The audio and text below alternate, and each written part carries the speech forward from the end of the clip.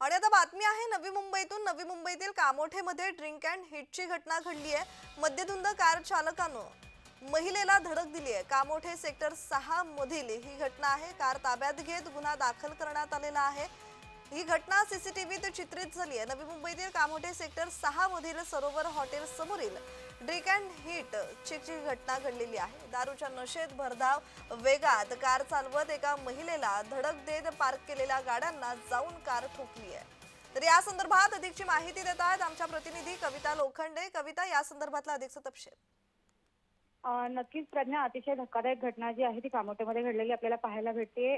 भरधाव वेगात असलेली कार जी आहे ही दारूच्या नशेत कार चालवत होता आणि या इसमाने जे आहे एका महिलेला धडक दिलेली आहे आणि या धडकेमध्ये महिलेचा पाय जो आहे तो फ्रॅक्चर झालेला आहे। कार चालकाला कामोठे पोलिसांनी कार चालकाविरोधात जे आहे ते कामोठे पोलीस स्थानकामध्ये गुन्हा दाखल केला असून ड्रिंक अँड हिटची ही घटना समजली जाते। एकूणच या चालकावरती काय कारवाई करणार हे पाहणं देखील महत्त्वाचं ठरणार आहे। तर ही ड्रिंक अँड हिटचा थरार जो आहे हा सीसीटीव्ही मध्ये कैद झालेला आपल्याला पाहायला भेटतोय। जी जी जी, धन्यवाद कविता, तुम्ही दिलेल्या माहितीसाठी।